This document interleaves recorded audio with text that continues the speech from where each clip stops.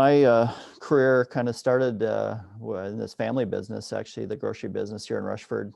When I was growing up in age 13, 14, I started working at the grocery stores, mainly in Rushford, but I did go to the other store once I got to be 15, 16 and beyond. And just, we had Harmony Foods at that time. So it was Rushford and Harmony. And we really just tried to work through and gain a lot of experience. And really at that time, I didn't expect to go into the grocery business, but after high school, I went to college for 4 years at UW-La Crosse. I spent a little bit of time after my college, which was a bachelor's degree in business administration.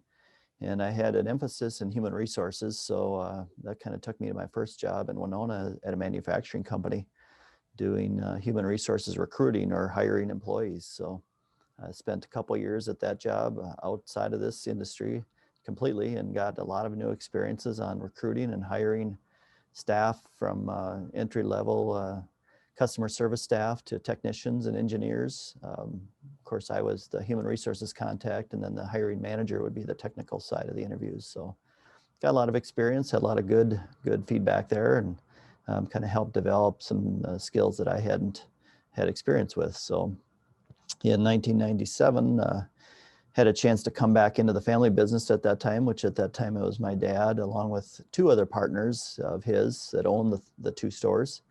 And at that time, I had a chance to buy in actually to the business, and that was kind of my main motivation. If I were to come back, I'd like to be an owner. So that got me started with that in 1997, and I've been back in it ever since. Wyatt, can you hear me all right? Yep. Okay. One thing I did, we did purchase a third store in 1999, which is Preston Foods. So we've got the three stores, Preston, Harmony, and Rushford Foods, since 1999. And that store had been in the same ownership in Preston for 32 years. So when these stores come out open for ownership, sometimes you get to jump on it and see if it fits. So analyze that and fit into our company well. We're able to add that third store, which was only 10 minutes away from Harmony, and utilize kind of our market with advertising and other things that we had already been doing in the market to cover that as well. So we added a store and really didn't have to increase a lot of costs for advertising or anything like that. So that's basically my background and how I got into the business. And I've been first off for about the first 10 years, I'd say I was the store manager role at Rushford Foods with a close tie to overseeing the other two stores for support. But we had store managers in those other two stores, so my role was limited in those and allowed those managers to do what they needed to do. Since 2007, based on different hiring and staff that we had added, I was able to have a store manager take over at Rushford, and I was able to do more amongst the three stores and to be more overseeing the whole company. So my title of operations manager has been overseeing the entire company for all operations. My dad is still an owner and has been a majority owner up until recently. We're more 50-50 owners at this point, and he is looking to retire, but wind down his operations and kind of look into some other retirement issues or options for him. So at this point, I'd like to get some questions or feedback from you, Wyatt, on kind of specifically what you would be interested in related to a small business, what interests you with small business or ownership. What's like the hardest part about owning a small business? I think the hardest part is really making the decisions, because you are the person that is responsible for everything and everybody. So sometimes you think you would do this, but once you get to be the person making the decision, it's tougher to actually pull the trigger and make those decisions. So I've learned over the years to try to do my research on if it's a project or a problem or an issue, find those resources, and then of course do my own analysis and then try to make the best decision for all involved. So I think the decision making and problem solving is the most challenging, but with experience and gut instincts and using a good process, I think that gets better with time. And of course, you make mistakes, but you learn from them and try not to make those same ones. Do you have other questions? What type of business would you see yourself in if you were to go into business ownership? I don't know. I just thought this was interesting. Have you ever worked in a grocery store? No. Have you worked in a small business? I work at a restaurant. Okay, good. Yeah, certainly a lot of individual owner operators of restaurants. That's a lot of small businesses in the country. What role do you have at the restaurant? I'm in the kitchen. Okay, cooking or I make pizza. okay, good, good. Well, that's again, you're gaining good experience with that. How long have you been there? I've worked there for probably more than a year now. Are you feeling like you've learned a lot and your process and improved on the technical aspects of the job? Yes, I've definitely learned a lot from working there, especially because it's my first job. So, Yep.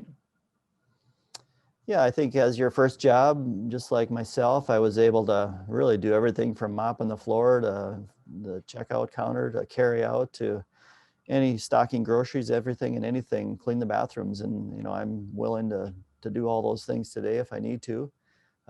You're learning valuable experiences. And if you were to choose to go into a pizza restaurant venture, either with other partners or yourself, you'd certainly have some baseline information to work off of on what you would like to do and what customers enjoy and how you feel they should be best served, and why they'd keep coming back. Do you have other questions more specific on what you'd like me to talk about? What part of the business, be it advertising or operations or accounting or anything that you want to have more interest in than others? what is advertising like for the grocery store? Well, one thing we're in a very mature business, and typically the grocery stores have had a weekly advertising flyer that comes out with product specials and discounted items every week. So our advertising flyer comes out in the Fillmore County Journal every Monday, and all of our 3 stores would match up with that and put on, it's probably about 500 to 1,000 items in the store that go from a regular price to a special price to hopefully get people to come in the door and purchase those items and purchase other things. So the main advertising in the grocery store has been putting together that flyer. And we do write our own ad, which means we can put in items that we want in that flyer and take other items out that we don't want in that flyer, because largely it's driven by items that we're getting a discount on from our wholesaler. And there's some local companies like Metz Creamery and Spring Grove Pop and Northland Lefse, a lot of companies that we can do our own thing with if we negotiate some deals with them for better costs and better price for our customers. So one thing I've learned over the years is we've taken that on ourselves and written our own ad so that we can control the items we have in the stores. Since our stores are small, we can't have everything anyway. So if we can advertise key good items for customers and make sure we have those in stock when they come, then that makes our customers happy. So advertising is the big thing, or I should say that weekly flyer is the big thing. But since that time, we've of course gotten into more Facebook, social media. We've gotten into a digital app that I'm going to share my screen here just to give a little interactive thing to this. But one thing the digital app has done is it has allowed us to give our customers specific deals with regard to a hot priced item. I think this week for the Super Bowl, we've got a really aggressive price, $3.99 for one pizza. If they spend at least $10. So it's a regular price, $8.99 pizza for $3.99, given a nice discount. And then they also would earn points. And you can see my screen right now, right? Yep. Earn points and save as they go on. So we can utilize this app as our additional advertising and give our customers more specific deals, more related for how they shop or want to shop our stores. So one of the options for this app is we can create a deal where once they buy 10 loaves of any best choice bread, they would get the 11th free. Or if they buy 10 rotisserie chickens or whatever number we decide, we could say buy 5 rotisserie chickens and get the 6th one free. But it's a culmination of all the things with this app, and it's right to their phone, and they can click on the advertising flyer right in this phone to view digitally, and they can see what the deals are out there, select those coupons, put them in their cart, and then as they shop, they would receive those additional deals. So one nice thing about that is, they can control and use items that they want to save money on. You're, of course, familiar with a lot of different apps, I'm sure. Yep. With our company being a small grocer, we're not like Hy-Vee, where Hy-Vee's got tons of stores, or Quick Trip, or Walmart, of course, and Target. When we go into an app, we've got to find the right partner for us that's willing to deal with us and have systems that work with us, because for one thing, it'd be very expensive for us to develop our own app. And the technology that sits behind this app is our pricing file actually communicates with the app right to the registers multiple times a day. And as that order is being rung up, it checks all the digital deals and makes sure that customer is getting those digital deals, and then it applies all those purchases to their points. So there's a lot of technology behind it that we need in place to communicate with this. So we partnered with a company out of Chicago called RSA America, and they are, I just happened to learn about them through some other grocery stores that started to work with them, and really got a good partnership that can work with us, and it's a reasonable cost for us to go down this venture. So that's one aspect. This online shopping tab, we have just launched this, which again, this is the same partner, RSA America. They've branded this as Always On Grocery. And there are other partners in the country that we could have partnered with. This one being their digital app partner that coincides with deals. So as customers are shopping online for our deals, they can also link their app rewards. So that was important to me, to find a partner to make sure our technology worked together. And this is our online shopping platform, I would call it, where customers can sign in. And I'll sign in as myself here. Hopefully it works. It didn't work. Let's see if it works here. I haven't signed on as myself here lately, but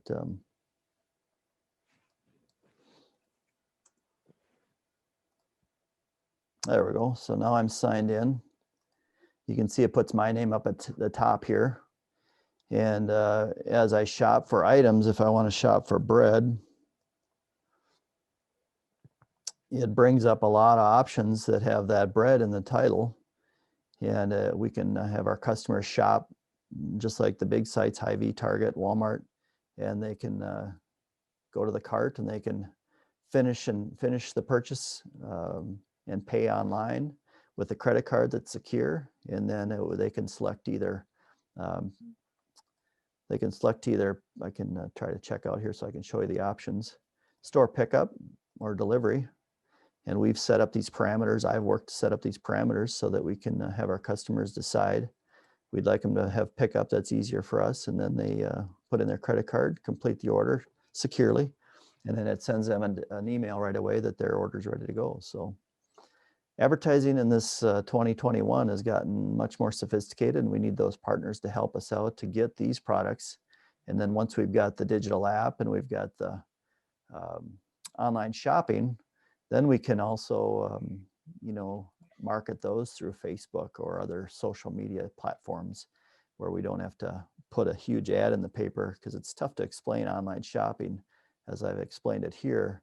But if we can explain to go to our website, and then they can go down this on their own pace and make sure they can register properly and get logged in. So in a nutshell, that's our advertising. And then there's a lot of sports sponsorships on the radio, or sponsorships in different papers that we do in addition to this. But largely, it's making those decisions, because advertising is expensive and we just can't do everything.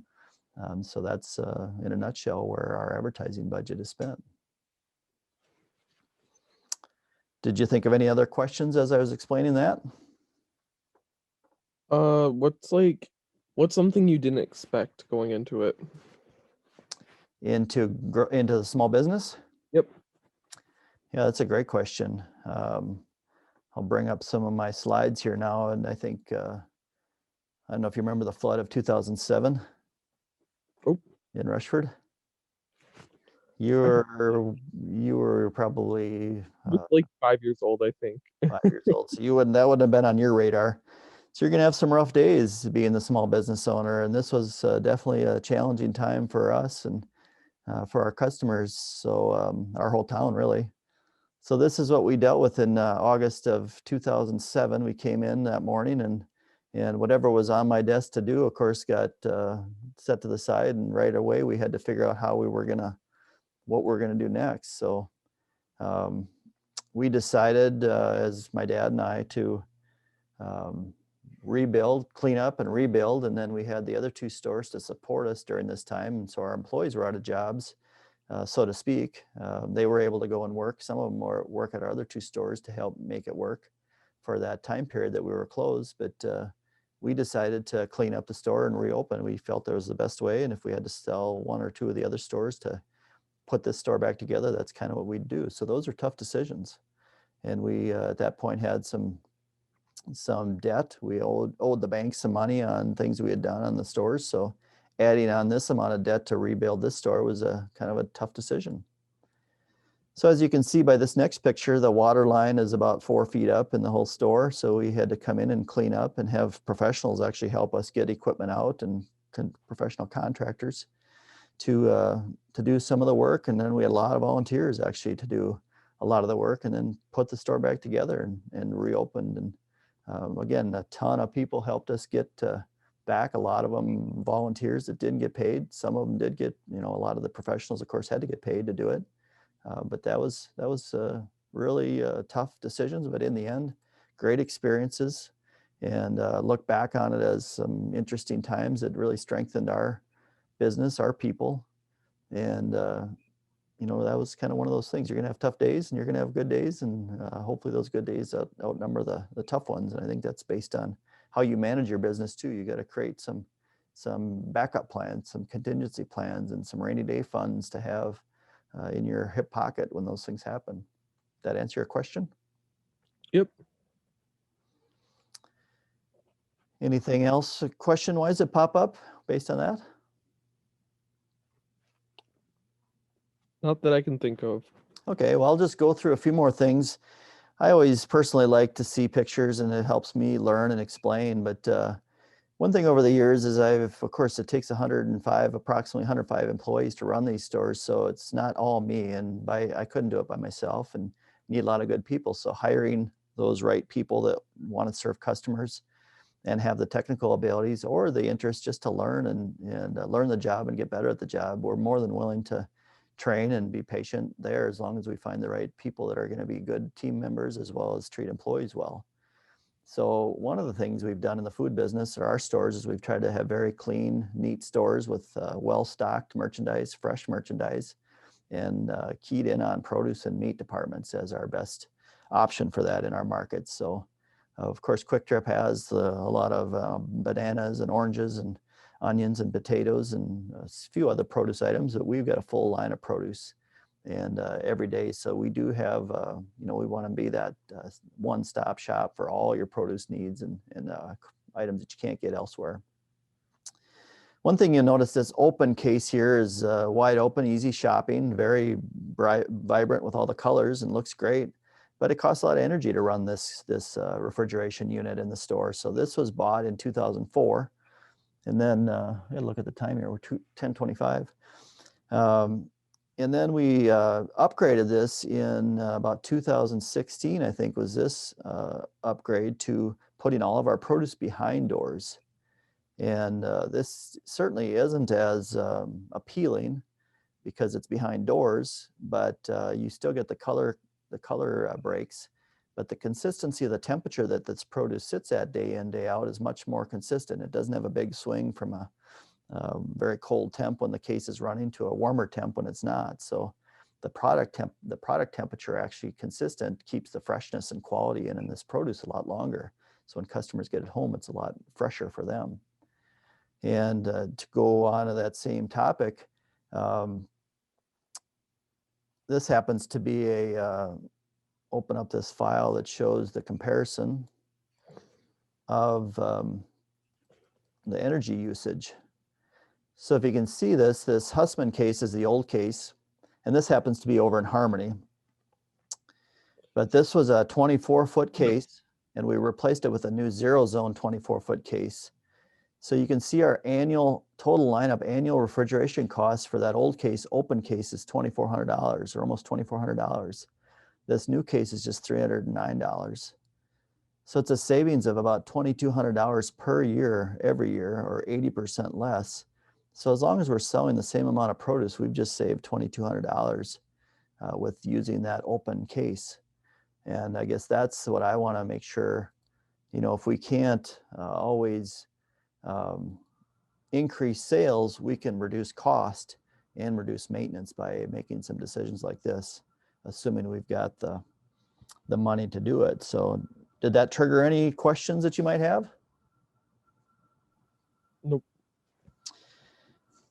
We're kind of getting to the end of the time period here of 1027.